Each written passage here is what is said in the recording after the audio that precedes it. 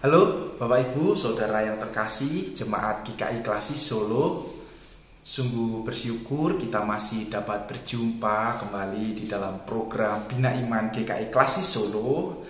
Dan perenungan kita akan firman Tuhan pada kali ini terambil dari Injil Matius pasal yang ke-9 ayat yang ke-27 sampai yang ke-30. Ketika Yesus meneruskan perjalanannya dari sana, dua orang buta mengikutinya sambil berseru-seru dan berkata, "Kasihanilah kami, hai anak Daud." Setelah Yesus masuk ke dalam sebuah rumah, datanglah kedua orang buta itu kepadanya, dan Yesus berkata kepada mereka, "Percayakah kamu bahwa aku dapat melakukannya?" Mereka menjawab, "Ya Tuhan, kami percaya." Lalu Yesus menjamah mata mereka sambil berkata, "Jadilah kepadamu menurut imanmu." Maka meleklah mata mereka, dan Yesus pun dengan tegas berpesan kepada mereka, katanya, "Jagalah supaya jangan seorang pun mengetahui hal ini." Tetapi mereka keluar dan memasyurkan dia ke seluruh daerah itu. Bapak Ibu, Saudara yang terkasih, Injil Matius menceritakan bahwa di tengah perjalanan yang dilalui oleh Tuhan Yesus, ia berjumpa dengan dua orang yang mengalami kelemahan fisik, yaitu kebutaan. Dan kedua orang buta ini ingin berjumpa dengan Yesus dan berharap pemulihan terjadi di dalam kehidupannya. Dan di sini terjadi sebuah dialog antara Tuhan Yesus dan kedua orang buta tadi. Tuhan Yesus mempertanyakan kepada kedua orang buta itu, apakah mereka mempercayai Tuhan Yesus, dan mereka percaya. Maka dari kepercayaan ini Tuhan Yesus berkata kepada mereka serta menjamah mereka. Tuhan Yesus berkata, "Jadilah kepadamu menurut iman." Kisah kedua orang buta ini menyadarkan bahwa iman adalah kunci dari kehidupan orang percaya. Termasuk ketika kehidupan ini berada di dalam situasi yang sulit, berada di tengah-tengah pergumulan dan persoalan hidup. Iman kepada Tuhan Yesus menjadi sebuah oase atau mata air yang menyegarkan, yang memberikan pemulihan di tengah-tengah padang gurun yang panas, yang melelahkan, yang begitu membawa penderitaan di dalam kehidupan. Tetapi untuk mencapai oase atau mencapai mata air juga diperlukan sebuah upaya. Kita pun harus terus berjalan untuk mencapai oase tersebut. Dan bacaan kita pun juga mengingatkan demikian.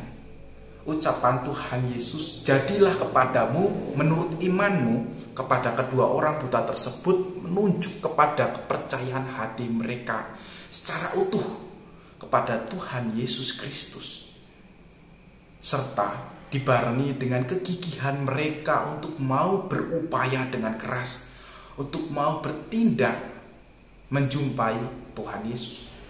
Kita dapat membayangkan Bapak Ibu bagaimana seorang yang buta dapat berusaha untuk berjumpa dengan seseorang atau berjumpa dengan Tuhan Yesus. Tentu ini merupakan hal yang sangat sulit. Kalau saya membayangkan, mungkin perjalanan itu dalam mengejar Tuhan Yesus bisa dibilang perjalanan yang tidak mudah. Sangat mungkin mereka bisa terjatuh karena mereka tidak mengetahui jalan yang akan mereka lalui, atau mungkin mereka akan kesulitan karena keramaian yang juga berkumpul di sana untuk berjumpa dengan Tuhan Yesus. Ditambah lagi, mungkin tidak ada orang-orang yang mau menolong kedua orang buta tersebut karena stigma yang buruk terjadi pada konteks waktu itu terhadap orang-orang yang mengalami disabilitas. Jadi kita dapat membayangkan Bapak Ibu, bukan hal yang gampang bagi kedua orang buta ini untuk berjumpa dengan Tuhan Yesus. Mereka perlu untuk berupaya secara keras, secara luar biasa dengan gigih untuk dapat bertemu dengannya. Iman kedua orang buta tersebut kepada Tuhan Yesus adalah jawaban bagi mereka. Sekalipun mereka hidup di dalam kegelapan, hidup dalam gelap, tentu gelap ini tidak menjadi persoalan bagi mereka. Tetapi hati mereka diterangi oleh suara yang mereka dengar. suara yang mengabarkan tentang keberadaan Tuhan Yesus, yang akhirnya melahirkan iman dan kepercayaan yang menjadi sumber pengharapan mereka, sumber solusi dari persoalan yang ia hadapi. Sekalipun mereka hidup di dalam gelap, mereka tidak berputus asa. Harapan mereka terus berkobar dan semangat mereka terus memberikan dorongan bagi mereka. Mereka mau berupaya dengan gigih berjalan di tengah situasi yang sulit untuk berjumpa dengan Tuhan Yesus. Tak peduli dengan kondisi apapun, tak peduli mereka mungkin akan terjatuh, mereka mungkin akan tersesat, atau mereka mungkin tidak tolong oleh orang-orang lain. Tetapi tekad mereka untuk mewujudkan harapan, yaitu pemulihan bagi mereka, mendorong mereka. Dan ini adalah iman yang dimaksud di dalam bacaan kita. Dari dua orang buta di dalam kisah yang kita sama-sama lihat ini tentu menjadi gambaran diri kita, yang mengingatkan kita sejatinya manusia adalah makhluk yang rapuh, yang tidak bisa terlepas dari pergumulan, tidak bisa dilepaskan dari pergumulan hidup. Dan dari perenungan kita akan firman Tuhan kali ini, kita dapat belajar di tengah segala pergumulan, tengah segala persoalan hidup yang kita alami, kita perlu mengingat bahwa Tuhan adalah sumber pengharapan kita. Tuhan adalah sumber kekuatan dan pemulihan bagi kita di tengah situasi sulit yang kita alami.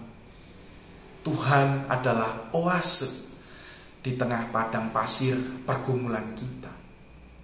Dan kita diingatkan oleh kedua orang buta ini untuk percaya kepadanya. Dan percaya kepadanya perlu dibarengi dengan tindakan. Kita perlu mengambil bagian dalam mengupayakan berpulih dari masalah kehidupan kita. Kita harus belajar dari kedua orang buta ini yang mengamalkan iman di dalam sebuah upaya yang gigih. Dan Tuhan Yesus mengharapkan adanya upaya dengan kegigihan hati kita di dalam setiap pergumulan yang kita hadapi. Kita mesti turut terlibat, kita mesti turut serta di dalam karya anugerah Tuhan di dalam kehidupan kita. Di dalam pergumulan kita, entah pergumulan kesehatan secara fisik, kita juga perlu berupaya untuk memperoleh anugerah kesembuhan dari Tuhan. Untuk mau datang kepada dokter mungkin, atau mengonsumsi obat-obatan. Lagi pula itu semua juga wujud dari karya Tuhan, karya anugerah Tuhan. Ketika kita mengalami permasalahan yang lain, kita dapat datang kepada teman, memohon bantuan. Kita dapat datang kepada orang-orang yang kita percayai. Itu juga merupakan wujud karya Tuhan, kehadiran orang-orang yang kita butuhkan.